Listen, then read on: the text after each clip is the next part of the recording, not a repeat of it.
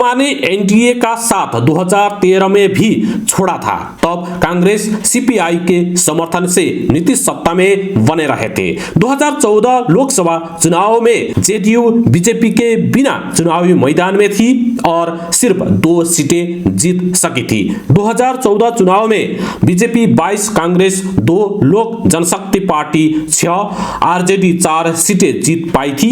2015 में बिहार के विधानसभा चुनाव में जेडीयू को 71 सीटें मिली थी, आरजेडी को 80 सीटें मिली थी। वही बीजेपी 53 सीटों को जीतने में सफल रही थी। 2017 में नीतीश कुमार ने फिर से आरजेडी का हाथ छोड़कर एनडीए का हाथ थामा।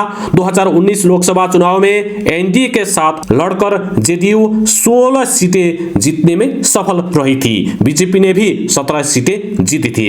यानी 2014 लोकसभा चुनाव में जेडीयू अकेले लड़कर बस 2 सीटें जीत सकी थी। वही बीजेपी के साथ 2019 चुनाव में आने पर नीतीश कुमार 16 सीटें जीत पाए। 2020 विधानसभा चुनाव में जेडीयू 43, बीजेपी 74 और आरजेडी 75 सीटें जीत सकी थी। सरकार बीजेपी जेडीयू की बनी, मगर 2022 में नीतीश कुमार पाला बदलकर फिर तेजस्वी के साथ आए और अब लोकसभा चुनाव से पहले बीजेपी के साथ चले गए हैं। जानकारों का अनुमान है कि नीतीश कुमार की नई चाल भी लोकसभा चुनाव में फायदा लेने की है।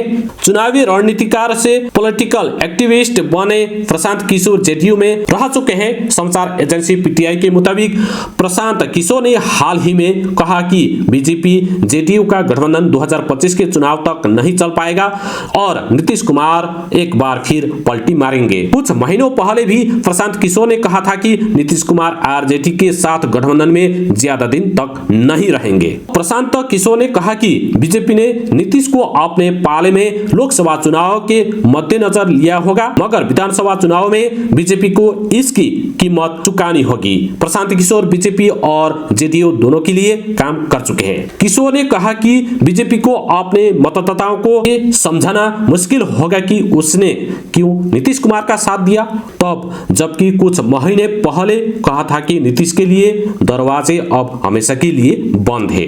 किशोर ने कहा ये नया गठबंधन भी विधानसभा चुनाव से पहले खत्म हो जाएगा। हो सकता है कि लोकसभा चुनाव किशोर ने कहा ये नया गठबंधन भी विधानसभा चुनाव से पहले खत्म हो जाएगा।